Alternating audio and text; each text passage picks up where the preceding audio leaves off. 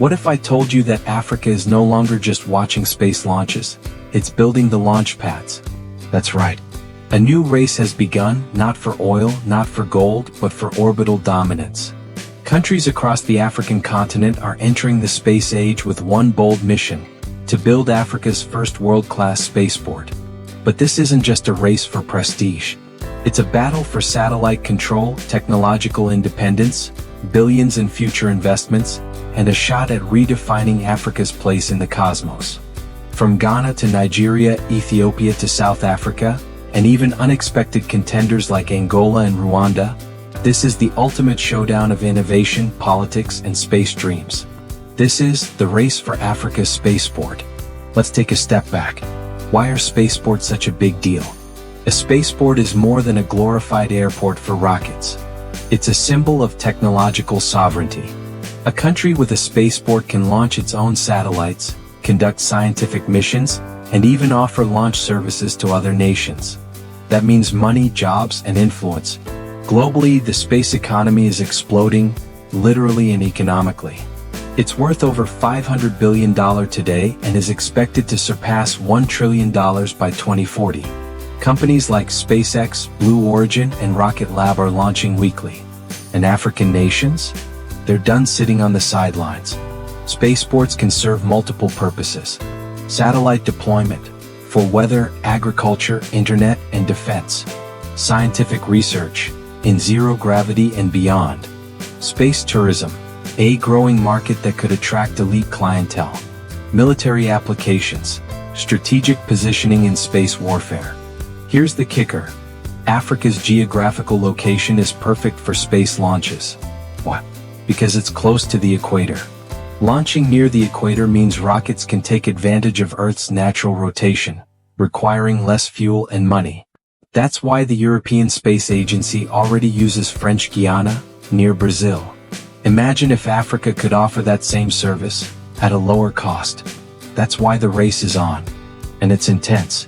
Let's begin with the OG, South Africa. South Africa has a head start.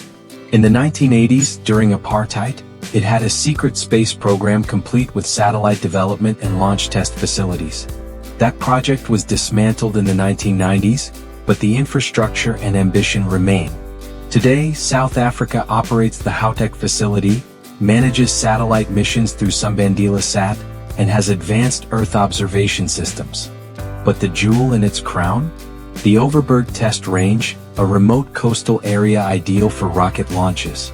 While not officially a full spaceport yet, it's being positioned as a potential launch site. South Africa also has a highly developed aerospace industry, skilled engineers, and partnerships with NASA, Russia, and the EU. But here's the catch.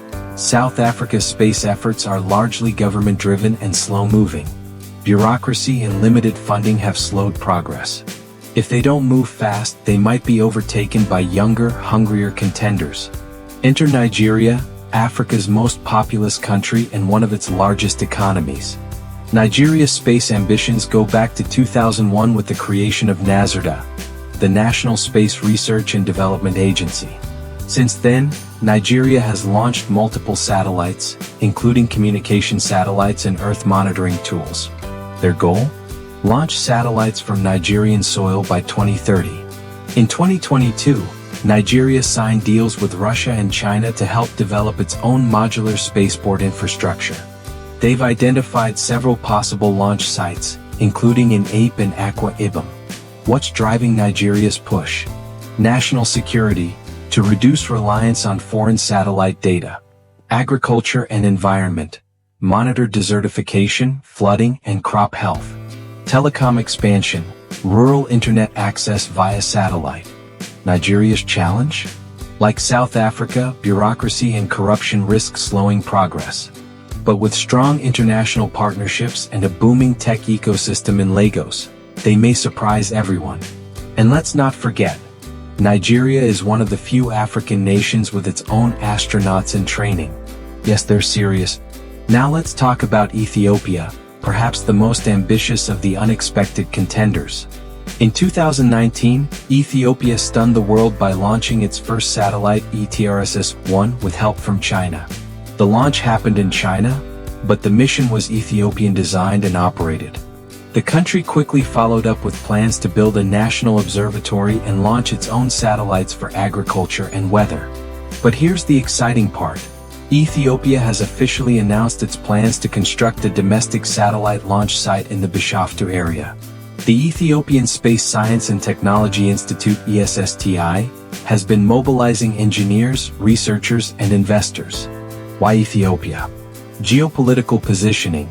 The Horn of Africa is strategically placed for polar and equatorial launches. Ambition.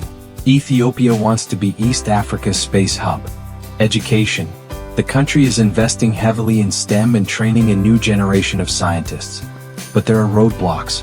Political instability, economic challenges, and competing national priorities may delay Ethiopia's race to the stars. Still, they've got vision, and vision matters. Now let's move west to the rising stars, Ghana and Rwanda. Ghana launched its first satellite, GhanaSat-1, in 2017. Built by university students and launched from the International Space Station, it was a proof of concept for homegrown space talent.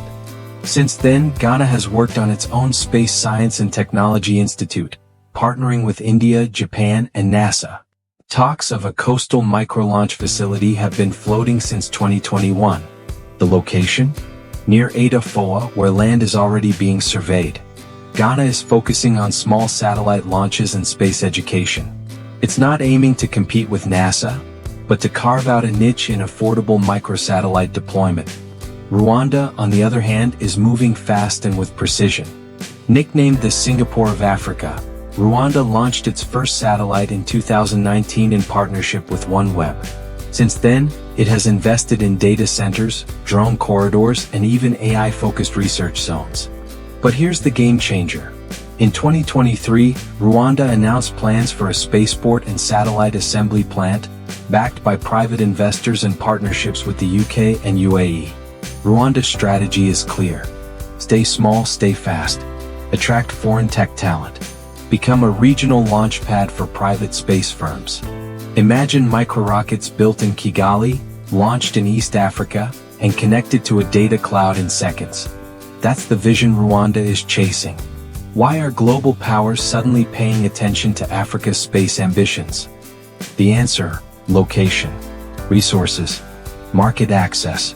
Africa offers launch windows close to the equator, ideal for fuel-efficient launches. Plus, labor and land are cheaper. And most importantly, the continent is still wide open, no dominant spaceport yet. The European Space Agency, Russia's Roscosmos, NASA, China, and India's ISRO have all expressed interest in partnerships, joint missions, and infrastructure development. Why? To secure launch pads for private companies.